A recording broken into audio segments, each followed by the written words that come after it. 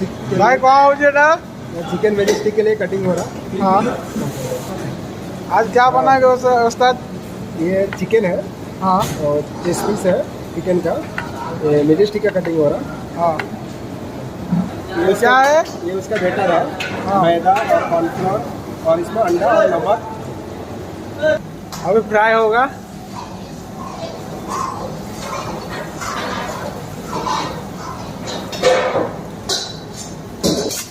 अभी मसाला बनाएगा मेजेस्टिक के लिए। थोड़ा जीरा, थोड़ा और अदरक लहसुन चॉप वाला, थोड़ा प्याज, थोड़ा